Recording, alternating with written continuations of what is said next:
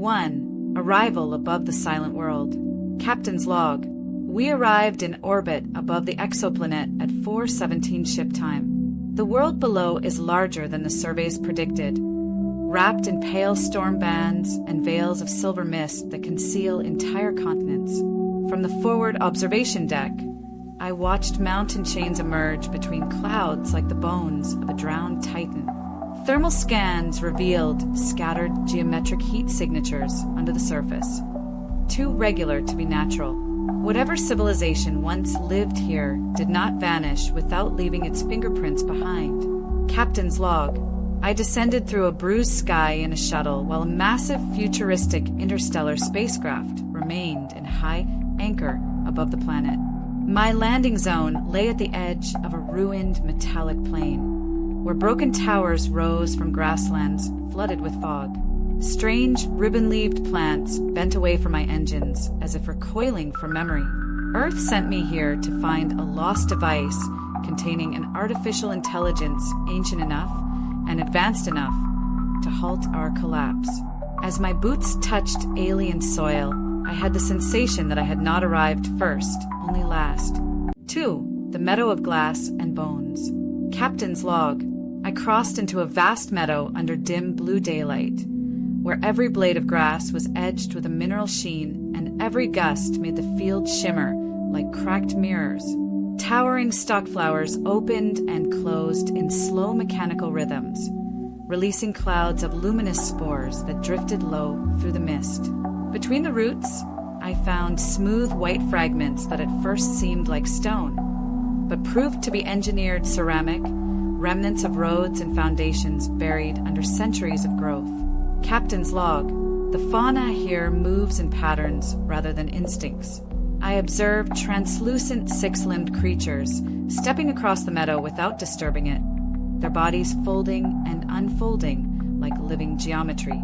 They circled a half-buried archway and vanished into the fog as if guarding it. Beneath the arch, my scanner found a downward passage lined with conductive alloys older than any human technology.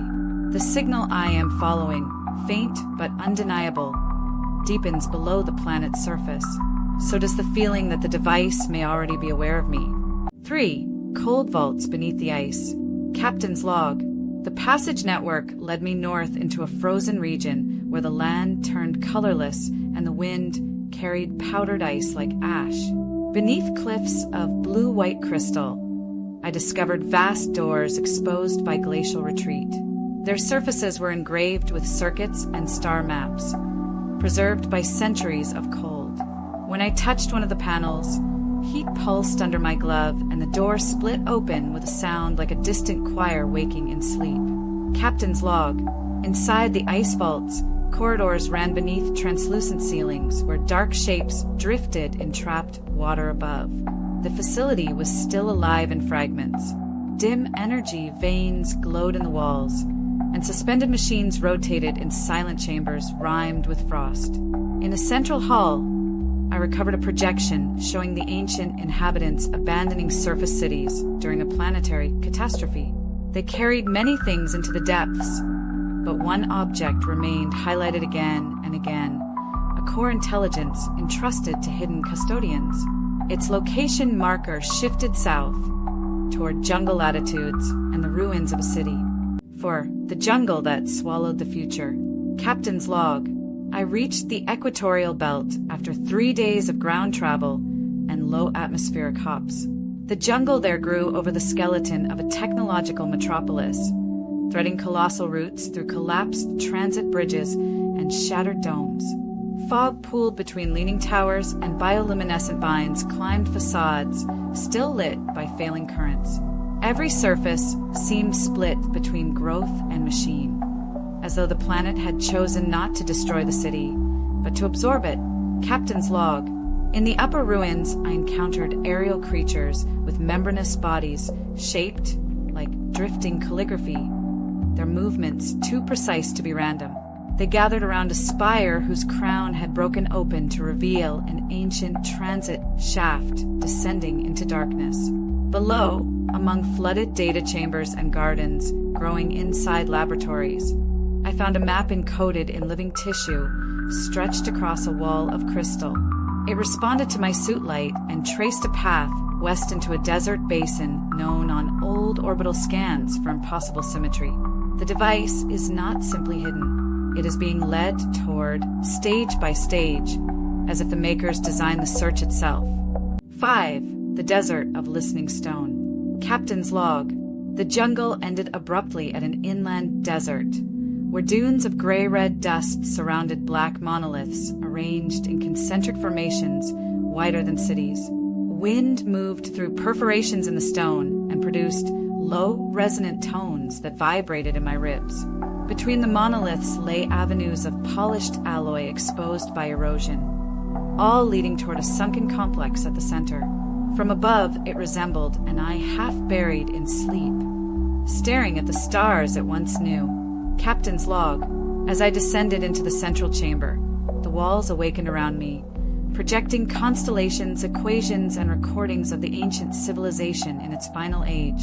They had built the intelligence not as a ruler, but as a witness and protector, then sealed it away when they understood that their world would fall before its work was complete. At the chamber's heart stood the device, a suspended lattice of light and mineral rings rotating around an empty core. When I approached, it spoke in my own language, though no human had ever stood here before.